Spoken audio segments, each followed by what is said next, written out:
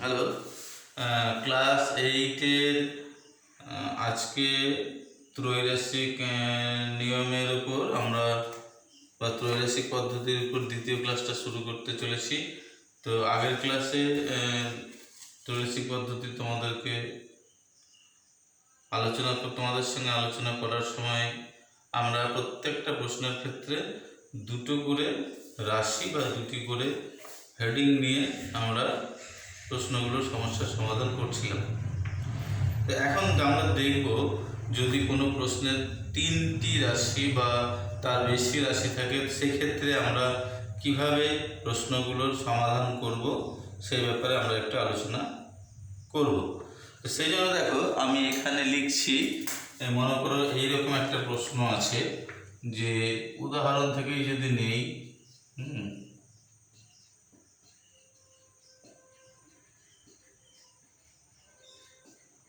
গরুর সংখ্যা,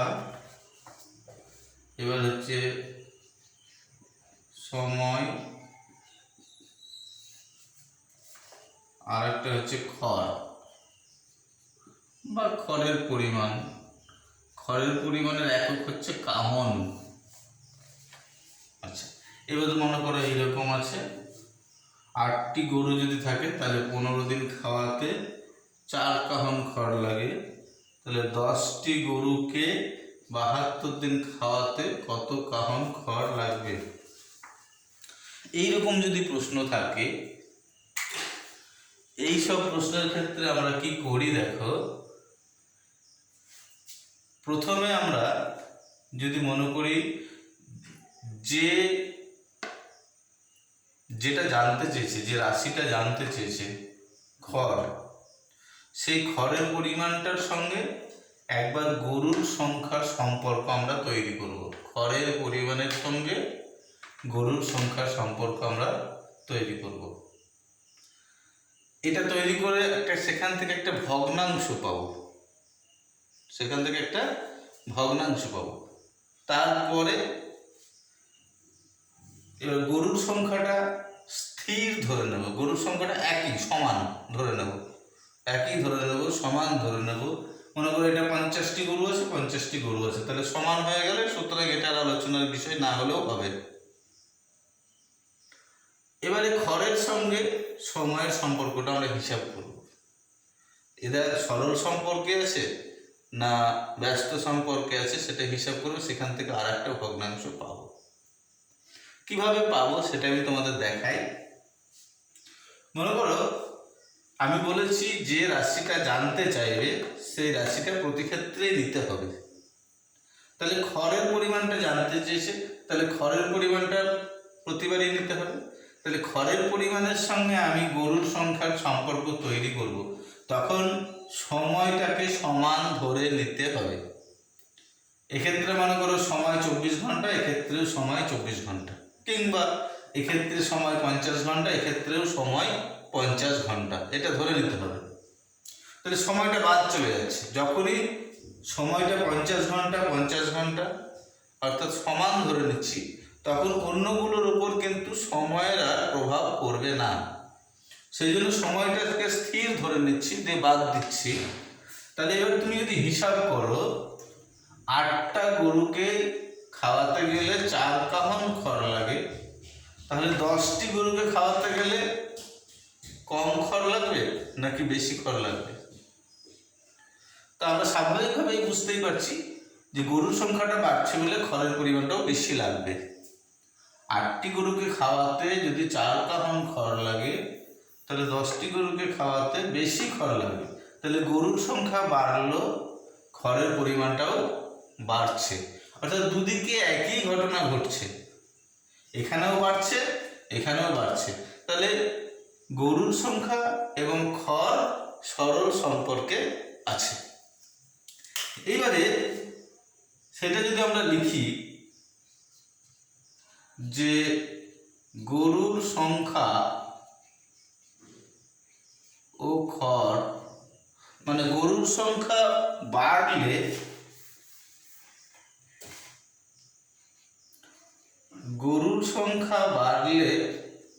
খড়ের পরিমাণ বাড়বে,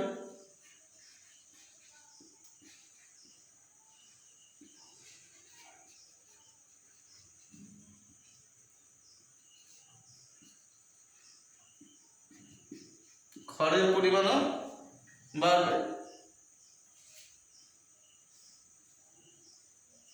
সুতরাং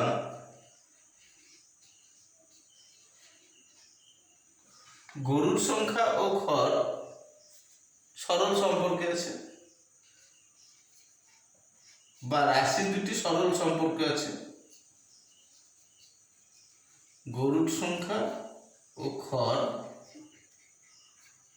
সরল সম্পর্কে আছে।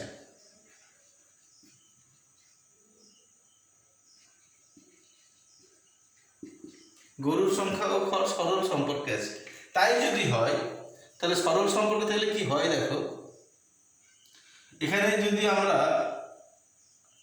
8/10 করি তাহলে এটা 4 জিজ্ঞাসা চিহ্ন হবে, অথবা যদি 10/8 করি তাহলে জিজ্ঞাসা চিহ্ন 4 হবে। আমরা এইভাবে না করে যে ভগ্নাংশটা কথা বলছি সেই ভগ্নাংশটা একের কম হবে না একের বেশি হবে এরকম ভাবে ভাবলে আমার মনে হয় তোমাদের সুবিধা হবে। কিরকম, এখানে দেখো গরুর সংখ্যা বাড়লে খড়ের পরিমাণটা কি হচ্ছে, বাড়ছে। তাহলে যে ভগ্নাংশটা আমরা পাবো সেটা একের বেশি হবে, সেটা একের বেশি হতে হবে। একের বেশি যদি না হয় তাহলে তো বাড়বে না। যেমন আমি একটা উদাহরণ দিয়ে বলছি, মনে করো 12কে আমি যদি 2-3 দিয়ে গুণ করি তাহলে কি বাড়বে? বাড়বে কি? এটা বাড়বে কিনা দেখো তো। 12কে যদি আমরা 2-3 দিয়ে গুণ করি, এটাকে কেটে দিই যদি, তাহলে কি এটা বাড়ে? 3-4 12, 4 × 8 ছিল 12 হয়ে গেল 8। কেন? কারণ যে ভগ্নাংশটা দিয়ে গুণ করা হয়েছে সেটা কিন্তু একের বেশি নয়, এটা একটা প্রকৃত ভগ্নাংশ। একের বেশি নয়, একের কম, প্রকৃত ভগ্নাংশ। তাহলে প্রকৃত ভগ্নাংশ দিয়ে গুণ করলে 12 ছিল হয়ে গেল 8, অর্থাৎ প্রকৃত সংখ্যাটা কমে যাচ্ছে। কিন্তু যদি আমি 12কে উল্টো দিয়ে গুণ করতাম, উল্টো জিনিস দিয়ে গুণ করতাম, অর্থাৎ 12কে যদি আমি গুণ করতাম 2-3 না করে 3-2 দিয়ে গুণ করছি। এখন 3-2 ভগ্নাংশটা কিন্তু একের থেকে বেশি, 3-2 ভগ্নাংশটা একের থেকে বেশি। যারা একটু দুর্বল তাদেরকে বলি কেন একের থেকে বেশি, কারণ 3-2 মানে হচ্ছে 2-1-2, 1 পূর্ণ 1-2, অর্থাৎ একের থেকেও কিছুটা বেশি অপ্রকৃত ভগ্নাংশ। তাহলে অপ্রকৃত ভগ্নাংশ হচ্ছে একের থেকে বেশি। মোট কথা একের থেকে বেশি হতে গেলে লবটাকে, ভগ্নাংশের লবটাকে বড় হতে হবে, হরটাকে ছোট হতে হবে। আর একের থেকে কম হতে গেলে ভগ্নাংশের লবটাকে ছোট হতে হবে, হরটাকে বড় হতে হবে। তাহলে যখন আমাদের খড়ের পরিমাণটা বাড়ছে তখন আমাদের ভগ্নাংশটা একের বেশি হবে, তার মানে এমন ভগ্নাংশ তৈরি হবে যার লবটা বেশি হবে, হরটা কম হবে। তাহলে এখানে দেখো, সুতরাং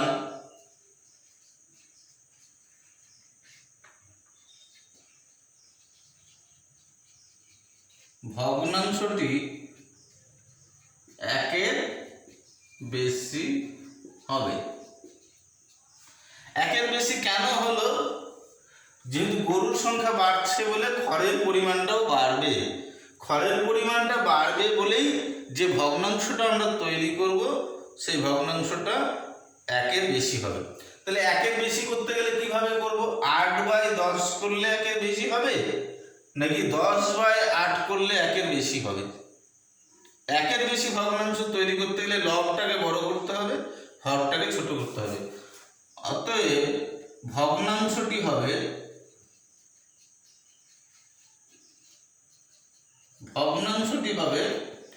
10/8। 10/8 এই একটা ভগ্নাংশ আমরা পেলাম। এই জায়গাটা ভালো করে বুঝিয়ে নাও, আর বুঝে নাও আরেকবার যে আমাদের গরুর সংখ্যা বাড়লে খড়ের পরিমাণটা বাড়বে, খড়ের পরিমাণ বাড়ছে গরুর সংখ্যাও বাড়ছে। তাহলে গরুর সংখ্যা এবং খড় সরল সম্পর্কে আছে। তাহলে সরল সম্পর্কে আছে। এইবারে দেখো, যেহেতু গরুর সংখ্যা বাড়লে খড়ের পরিমাণটা বাড়ছে, সেই জন্য যে ভগ্নাংশটা আমরা তৈরি করব সেই ভগ্নাংশটা কিন্তু একের বেশি হবে। এখন ভগ্নাংশ দুরকম হতে পারে, এটা দিয়ে 8/10 হতে পারে, আবার 10/8ও হতে পারে। আমরা দেখবো কোন ক্ষেত্রে একের বেশি হচ্ছে। তাহলে একের বেশি করতে গেলে লবটাকে বড় করতে হবে, হরটাকে ছোট করতে হবে, তাহলে অর্থাৎ এক্ষেত্রে একটা ভগ্নাংশ পেয়ে গেল। এবারে আমরা যেটা করব সেটা সময়ের সঙ্গে খড়ের সম্পর্কটা তৈরি করব। তখন কিন্তু গরুর সংখ্যাটা মনে করো এটাও 25টি গরু, এটাও 25টি গরু, বা এটাও মনে করো 100টি গরু, এটাও 100টি গরু, এইভাবে সমান করে নিলে পরে এটার উপর এটার প্রভাব কিন্তু আর এদের উপর থাকবে না। তার সেই জন্য আমরা তখন এটাকে গরুর সংখ্যাটাকে বাদ দেব। এবারে গরুর সংখ্যা বাদ দিলাম, এবারে চলে এসে এখানে 15 দিন খাওয়াতে গেলে 4 কাফন খড় লাগছে। তাহলে 72 দিন খাওয়াতে বেশি খড় লাগবে না কম খড় লাগবে? 15 দিন খাওয়াতে যদি 4 কাফন খড় লাগে তাহলে 72 দিন খাওয়াতে বেশি খড় লাগবে, এটাই আমাদের স্বাভাবিক বুদ্ধি তাই বলে। সেটাই যদি হয় তাহলে এক্ষেত্রে কিন্তু সময় বাড়লে খড়ের পরিমাণটা বাড়ছে। তার মানে সময়ের সঙ্গে খড়টা সরল সম্পর্কে আছে। এবার ভগ্নাংশের কথা যদি ভাবি, সময় বাড়লে খড়ের পরিমাণটা বাড়বে। এই যে খড়ের পরিমাণ বাড়ছে সেই জন্য ভগ্নাংশটাও কিন্তু একের বেশি হবে, ভগ্নাংশটাও একের বেশি হবে। তাহলে একের বেশি ভগ্নাংশ কোনটা হবে? আমরা যদি এইরকম করি 15/72, এটা কি একের বেশি না 72/15 এরকম করলে একের বেশি? কোনটা একের বেশি? যার লব বড় হর ছোট সেইটাই কিন্তু একের বেশি, যার লব বড় হর ছোট সেটাই একের বেশি। তাহলে এক্ষেত্রে কিন্তু সময় বাড়লে খড়ের পরিমাণ বাড়ছে বলে ভগ্নাংশটা একের বেশি হবে, অর্থাৎ ভগ্নাংশটা হবে 72/15। তো সেই কথাটা আমরা লিখব। এবার আমি এটা মুছে দিচ্ছি, প্রথম অংশটা মুছে দিচ্ছি, ভগ্নাংশটা হচ্ছে 10/8।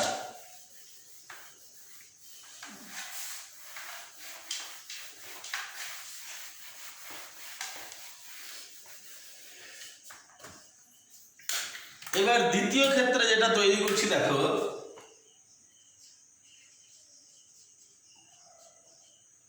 আবার সময় বাড়লে খড়ের পরিমাণ বাড়বে।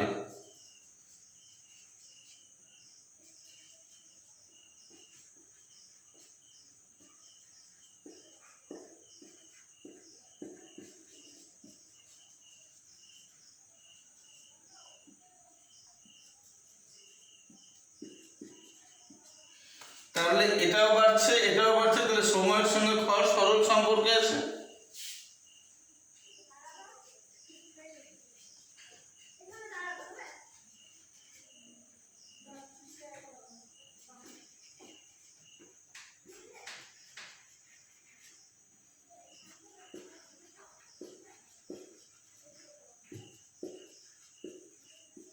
সময় খড় সরল সম্পর্কে আছে, সুতরাং এক্ষেত্রে ভগ্নাংশটা কি হবে? একের বেশি হবে।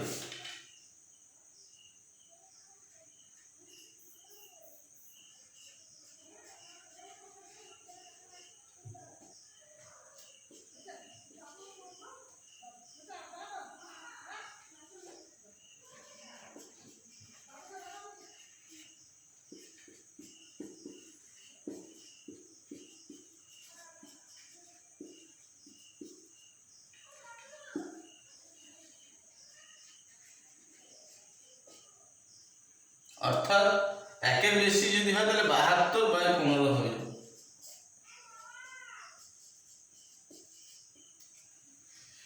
এইবারে যেহেতু এখানে 3টি রাশি আছে তাহলে আমরা দুটি ভগ্নাংশ পাবো, দুটো দুটো করে নিলে দুটো ভগ্নাংশ আমরা পেয়ে গেছি।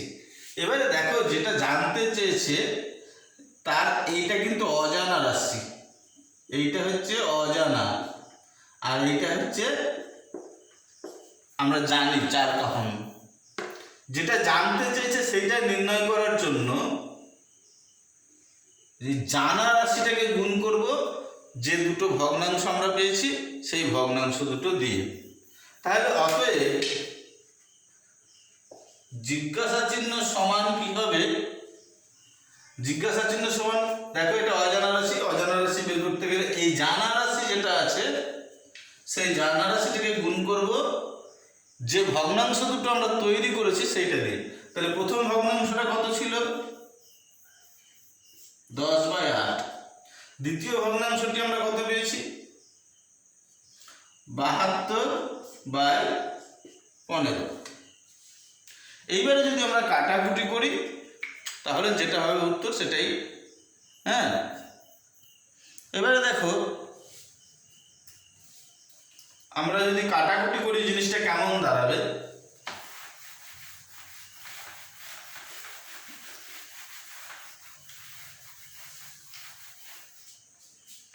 এটাকে আমি উপরে লিখে নিচ্ছি যেহেতু জায়গার সমস্যা আছে একটা। 4 গুণিত 10/8 গুণিত 72/15। দেখো 8 দিয়ে 4 দিয়ে আমি নিচের 8কে যদি কেটে দিই 2 হয়। 2 দিয়ে যদি আমি 10কে কাটি 5 হয়। 2 দিয়ে 10কে কাটলে কত হবে? 5 হবে। এই 5 দিয়ে যদি আমি 15কে কাটি 3 হবে।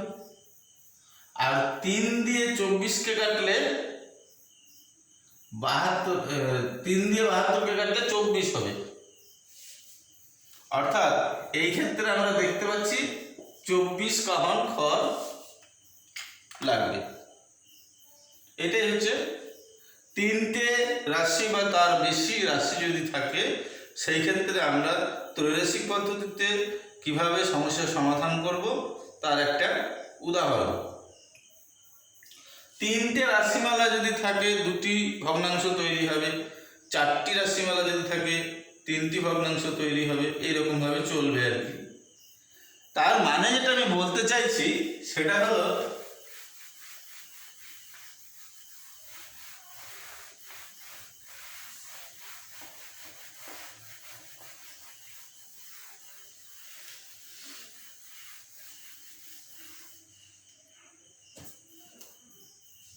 অর্থাৎ অজ্ঞাত রাশির মানটা বের করার জন্য আমরা কি করব?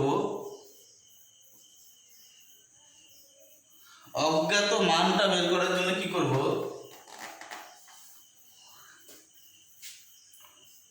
কোন রাশির একটা অজ্ঞাত মান বের করার জন্য আমরা যে মানটা জানি অর্থাৎ জ্ঞাত মান গণিত প্রথম ভগ্নাংশ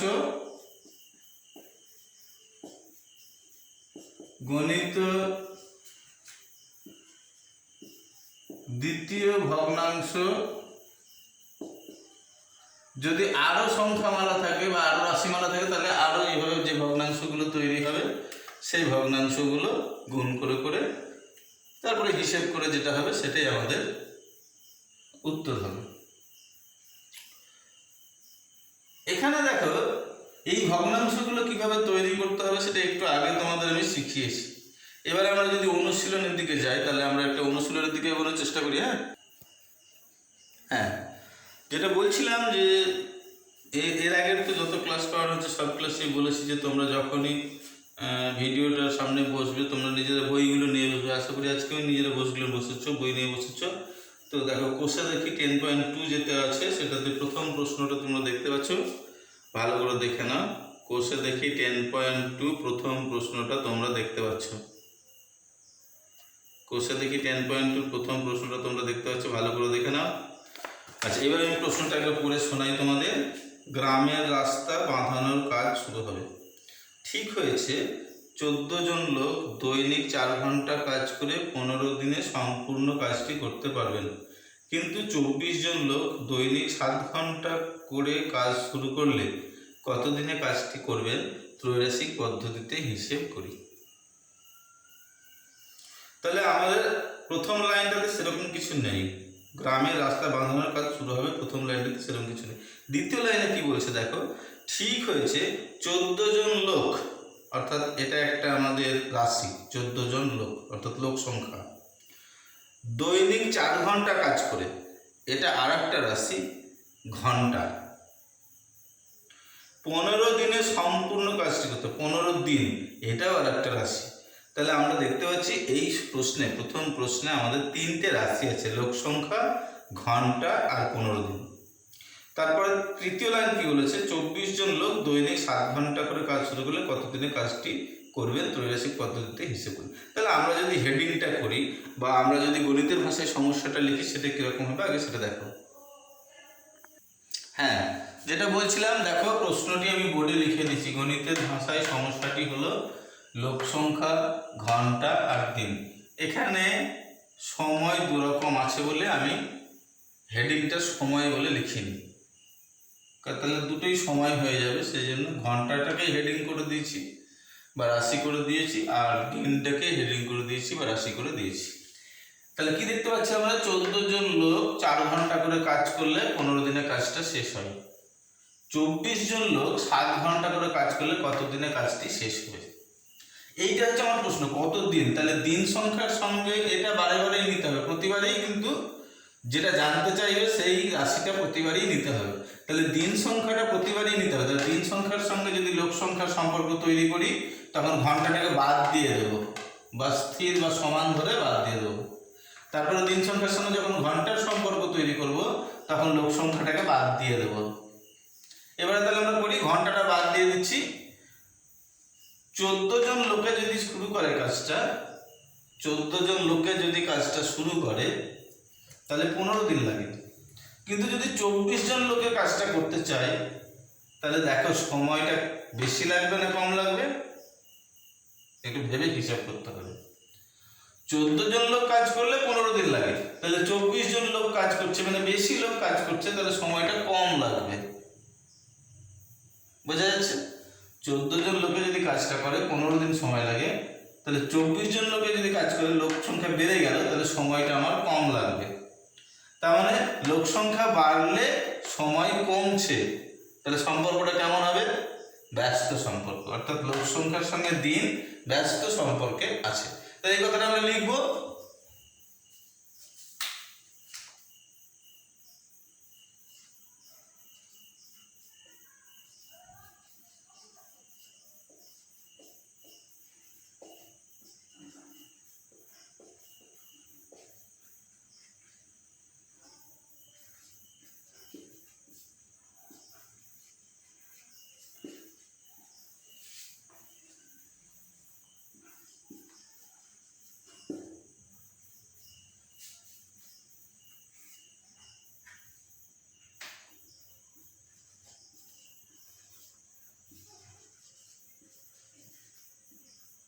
অর্থাৎ দুটি রাশি ব্যস্ত সম্পর্কে আছে।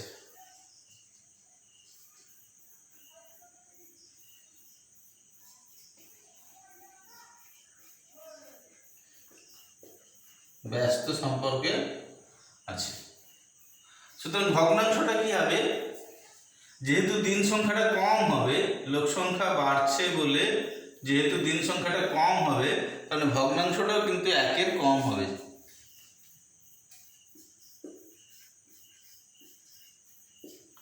সুতরাং ভগ্নাংশটি 1-এর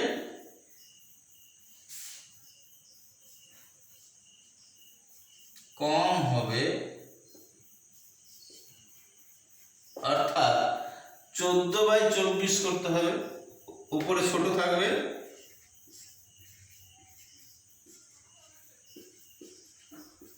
14/24 হবে। যেহেতু 1-এর কম হচ্ছে ভগ্নাংশটা, সেই জন্য উপরে কম হবে, নিচে বড় হবে। এবারে লোক সংখ্যা বাদ দিচ্ছি আমরা, ঘন্টার সঙ্গে দিনের সম্পর্কটা তৈরি করছি। লোক সংখ্যাটা মনে করো এটাও 50 জন, এটাও 50 জন, তো দুই ক্ষেত্রেই লোক সংখ্যা সমান ধরে নিলে পরে সেটা বাদ দিয়ে দিতে পারি। এবার এখানে দেখো কি দাঁড়াচ্ছে, 4 ঘন্টা করে যদি কাজ করি প্রতিদিন 15 দিন লাগে। আশা করি তোমরা দেখতে পাচ্ছ, 4 ঘন্টা করে যদি কাজ করি প্রতিদিন 15 দিন লাগে। কিন্তু আমি যদি প্রতিদিন 7 ঘন্টা করে কাজ করি তাহলে সময়টা বেশি লাগবে না কম লাগবে? এখানে দেখো একদিনে কাজের পরিমাণটা বেড়ে গেল, একদিনে কাজের পরিমাণটা যেহেতু বেড়ে যাচ্ছে তাহলে দিন সংখ্যাটা আমার কমই লাগবে। মানে প্রত্যেক দিন আমি এখন বেশি করে কাজ করছি, তাহলে আমার দিন সংখ্যাটা কম লাগবে। অর্থাৎ এখানে দেখো ঘন্টা বাড়লে দিন কম লাগবে।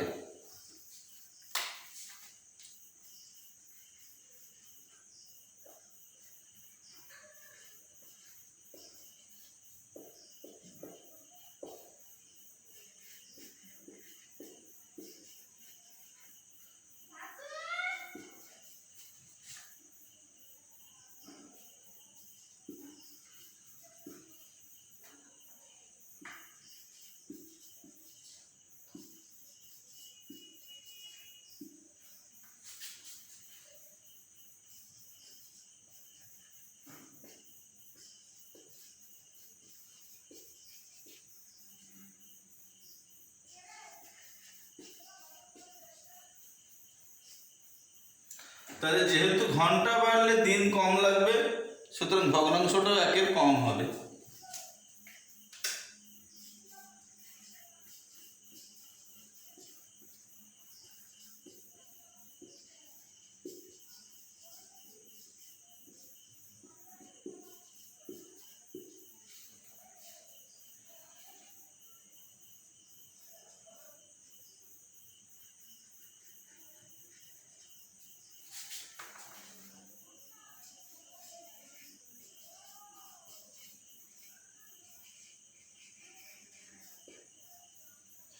তাহলে একের কম যদি হয় তাহলে লব ছোট হবে, হর বড় হবে।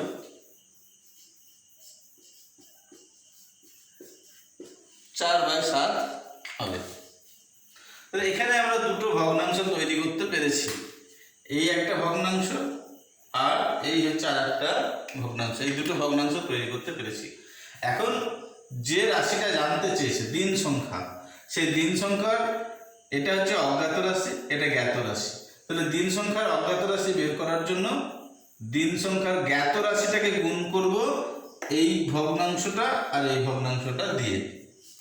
তাহলে অতএব কি হবে, এই অজ্ঞাত রাশি ইজ ইকুয়াল টু জ্ঞাত রাশি 15 ইন্টু প্রথম ভগ্নাংশ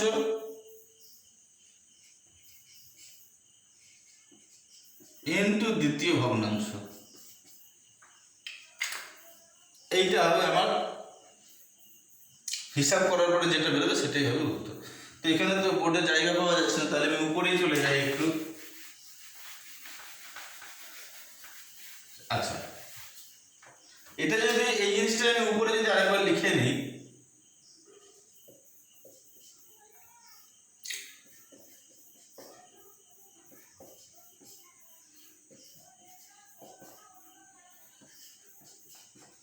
এবারে তো আমরা কাটাকুটি করবো, কিভাবে করবো দেখি। 7 দিয়ে প্রথমে 14কে কেটে দিতে পারি, 7 আর 14, 7 দুগুণে 14 কেটে দিলাম। 2 দিয়ে আমি আগে 24কে কেটে দিই, বা 4 দিয়ে 24কে কেটে দাও। 4 দিয়ে যদি 24কে কেটে দিই, 4 6 24। এবার উপরের 2 আর নিচের 6 যদি কাটাকুটি করি, 2 দিয়ে 6কে কাটলে কত হয়, 2 দিয়ে যদি 6কে কাটি নিচে কত হয় 3।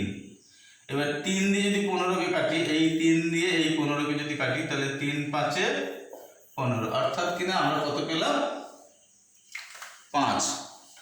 তার মানে এক্ষেত্রে কাজ শুরু করলে, এইভাবে কাজ শুরু করলে কাজটি 5 দিনে শেষ করতে পারবেন, অর্থাৎ এক্ষেত্রে কাজটি শেষ করতে 5 দিন সময় লাগবে। অর্থাৎ বা অতএব এক্ষেত্রে কাজটি শেষ করতে 5 দিন সময় লাগবে। এক্ষেত্রে কাজটি শেষ করতে 5 দিন সময় লাগবে। তাহলে অঙ্কটা আমাদের এখানেই শেষ হলো। হ্যাঁ, এবার তোমরা এই ঠিক তার পরের প্রশ্নটা দেখো তো, 2 নম্বর প্রশ্নটা আমি যেটা করাচ্ছি, এই 2 নম্বর প্রশ্নটা আশা করি তোমরা পরিষ্কার দেখতে পাচ্ছ। 10.2 এর কোষে দেখি 10.2 এর 2 নম্বর প্রশ্ন, ত্রৈরাশিক পদ্ধতি দেখতে পেয়েছো নিশ্চয়। এবারে আমি তোমাদেরকে প্রশ্নটা পড়ে শোনাচ্ছি। সুভাষ কাকার হাতে লেখা একটি 105 পৃষ্ঠার বইয়ের প্রতি পৃষ্ঠায় গড়ে 25টি করে লাইন আছে এবং প্রতি লাইনে গড়ে 8টি করে শব্দ আছে। তাহলে কি কি পেলাম আমরা, 105টি পৃষ্ঠা আছে, 105টি পৃষ্ঠা আছে। আচ্ছা, এক পৃষ্ঠায় মানে প্রতি পৃষ্ঠায় 25টি করে লাইন আছে এবং প্রতি লাইনে 8টি করে শব্দ আছে।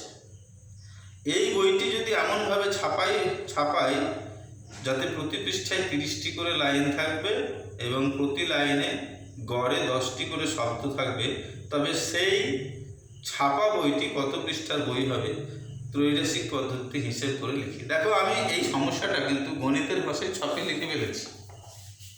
প্রথমে কি বলেছিল, পৃষ্ঠা সংখ্যা কত 105, আর লাইন পার পৃষ্ঠা, এর মানে প্রতি পৃষ্ঠাতে লাইনের সংখ্যা এটা হচ্ছে লাইন পার পৃষ্ঠা, মানে প্রতি পৃষ্ঠাতে লাইনের সংখ্যা কত? 25।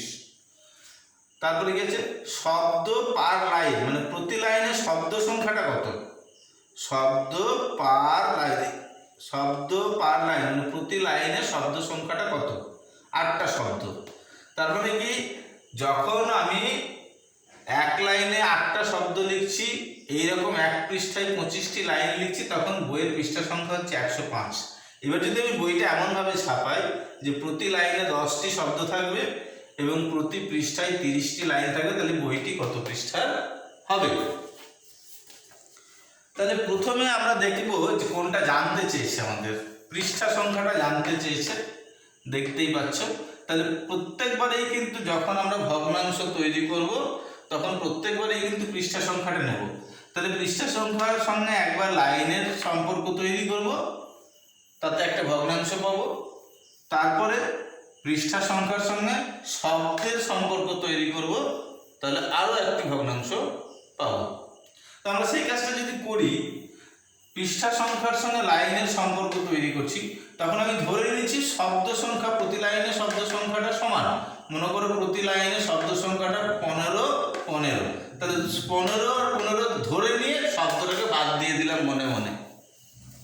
তাহলে মনে মনে যদি শব্দটাকে আমি বাদ দিয়ে দিই, এবারে এইরকমভাবে হিসাব করো, আমরা পৃষ্ঠা সংখ্যার সঙ্গে লাইনের সম্পর্কটা তৈরি করতে যাচ্ছি, কিন্তু দেখছি পৃষ্ঠা সংখ্যার দুটি মান দেওয়া নেই, লাইন সংখ্যার দুটি মান দেওয়া আছে। তাহলে লাইন সংখ্যাটাকে ধরেই আমাদের এগোতে হবে। লাইন সংখ্যার দুটি মান দেওয়া আছে, পৃষ্ঠা সংখ্যার দুটি মান দেওয়া নেই, লাইন সংখ্যার দুটি মান দেওয়া আছে বলে লাইন সংখ্যাটাকে ধরেই আমরা এগোবো। তাহলে এক পৃষ্ঠায়, ভালো করে ভাবো তোমরা, এক পৃষ্ঠায় যদি আমি 25টি লাইন লিখি, কত পৃষ্ঠা লাগে বইটিতে?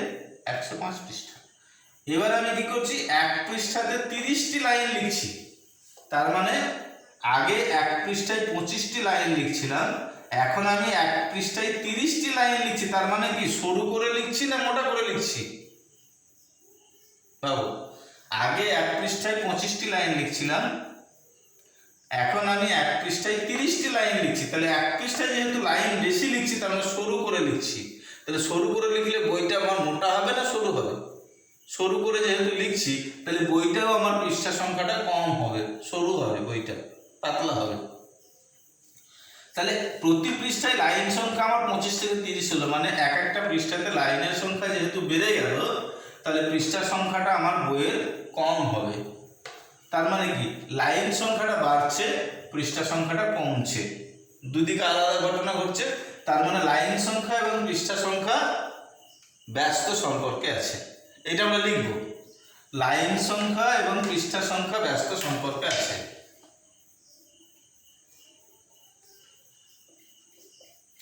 এখানে লাইন বা পৃষ্ঠা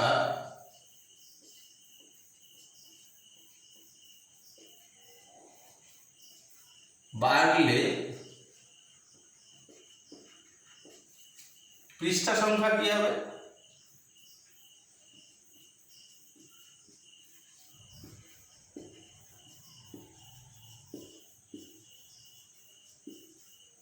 পৃষ্ঠা সংখ্যা কমবে। অর্থাৎ এই দুটি রাশি ব্যস্ত সম্পর্কে আছে।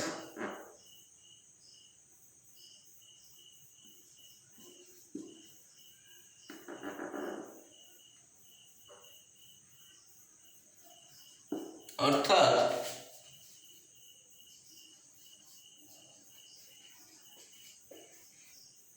রাশি দুটি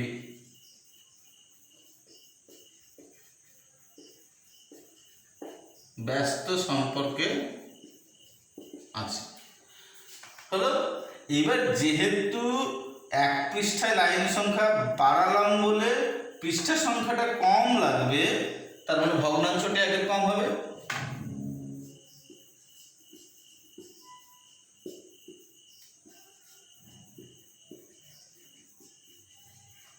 সুতরাং ভগ্নাংশটি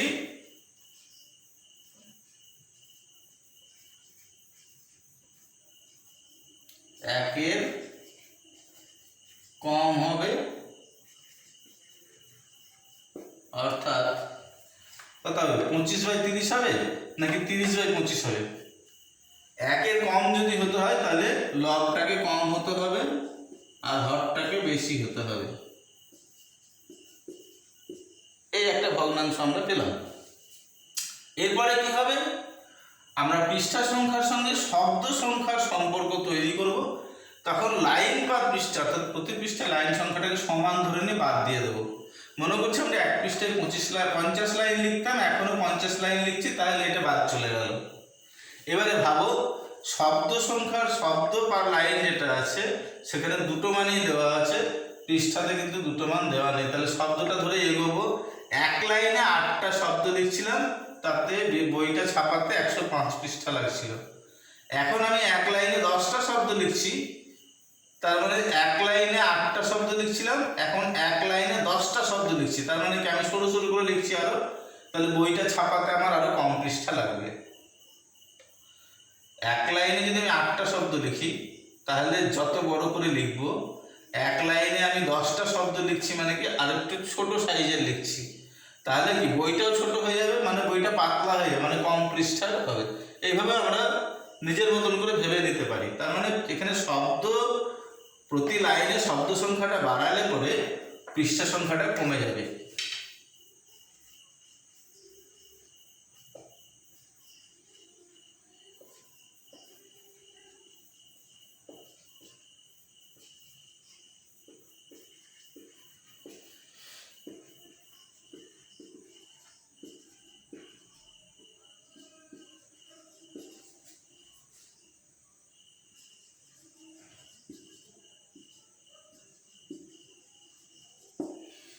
অর্থাৎ রাশি দুটি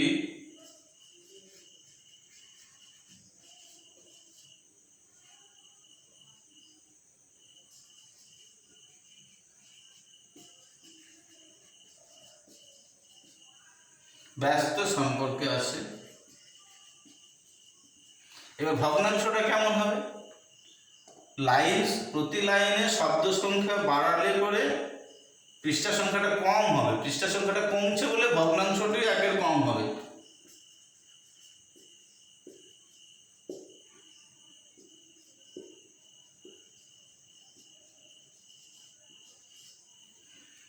ভগ্নাংশটি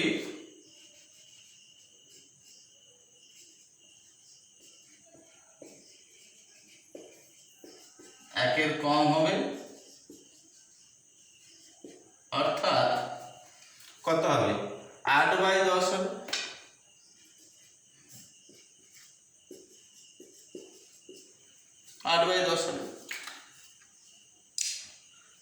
তোমরা প্রথমে এটা ভালো করে দেখে নাও কি করা হয়েছে।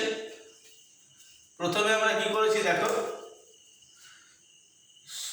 প্রতি লাইনে শব্দ সংখ্যার সঙ্গে পৃষ্ঠা সংখ্যার সম্পর্ক তৈরি করে এখানে একটা ভগ্নাংশ, না প্রথম যেটা করেছিলাম সেটা হচ্ছে প্রতি পৃষ্ঠায় লাইন সংখ্যার সঙ্গে পৃষ্ঠা সংখ্যার একটা সম্পর্ক তৈরি করে একটা ভগ্নাংশ পেয়েছিলাম। দ্বিতীয় ক্ষেত্রে কি করেছি, প্রতি লাইনে শব্দ সংখ্যার সঙ্গে পৃষ্ঠা সংখ্যার সম্পর্ক তৈরি করে সেখান থেকে আরো একটি ভগ্নাংশ আমরা পেয়েছি। এবার আমাদের যেটা নির্ণয় করতে বলেছে পৃষ্ঠা সংখ্যা, সেই পৃষ্ঠা সংখ্যা নির্ণয় করার জন্য কি করব, পৃষ্ঠা সংখ্যার যে আমাদের জ্ঞাত মান বা জানা মানটাকে গুণ করবো এই দুটো ভগ্নাংশ দিয়ে, তাহলে হয়ে যাবে। কিন্তু জায়গার সমস্যার জন্য আমাকে কিছুটা মুছতে হবে। আমি প্রথম লাইনটা মোছার চেষ্টা করছি।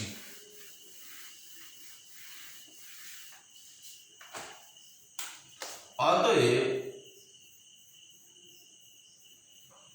জিজ্ঞাসা চিহ্ন যেটা অর্থাৎ যে মানটা জানতে চেয়েছে সেইটা ইজিক্যাল টু ওর যে জ্ঞাত রাশি 105 তাকে গুণ করব প্রথম ভগ্নাংশ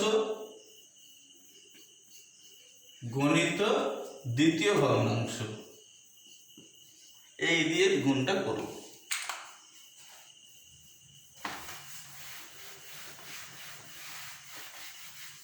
এবার আমি কি করছি দেখো, আমরা 25 আর 30 আগে যদি কাটাকুটি করে দিই, 25 এবং 30, 5 5 25, 5 6 30, তাহলে 5 5 25, 8 6 30। আচ্ছা, এইবারে আবার আমি যদি এই 8 এবং 10-এর কাটাকুটি করি, 4 দুগুণে 8, 5 দুগুণে 10, 4 দুগুণে 8,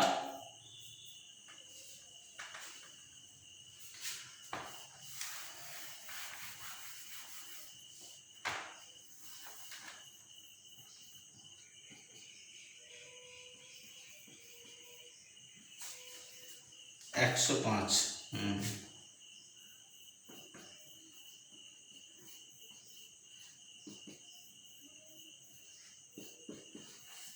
আশা করি এবার দেখতে আর অসুবিধা হবে না।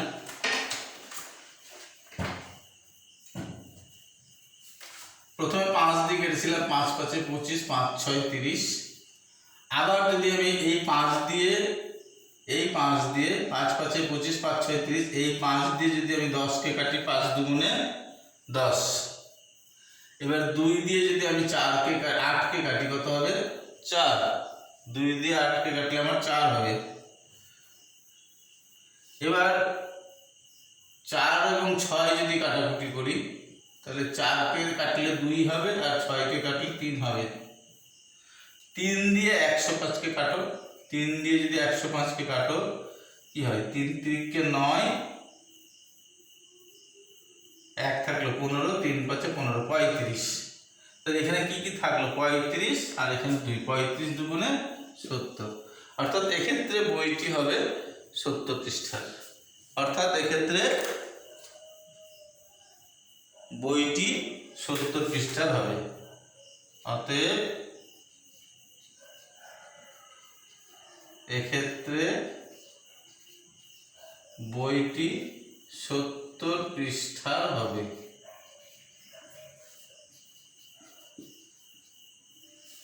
এইরকম ভাবে যদি 3টে রাশি থাকে বা তার বেশি রাশি থাকে, তাহলে ত্রৈরাশিক পদ্ধতিতে আমরা ভগ্নাংশগুলো তৈরি করে কিভাবে সমস্যার সমাধান করতে হয় সেটা আমরা আজকে শিখলাম। তোমরা এরপরে যে সমস্ত প্রশ্নগুলো আছে কিছু চেষ্টা করো। আমি এরপরে নেক্সট ক্লাসে আরও কিছু সমস্যা, হয়তো আর একটা ক্লাসে হবে না, আরও 2টো ক্লাস আমার এটা লাগবে ত্রৈরাশিক পদ্ধতিতে। সময় মতো ঠিক আমি দিয়ে দেবো। তোমরা যেটুকু শিখলে সেটার উপর নির্ভর করে যতটুকু পারছো তোমরা বাড়িতে এগিয়ে যাওয়ার চেষ্টা করো। ঠিক আছে, ভালো থেকো।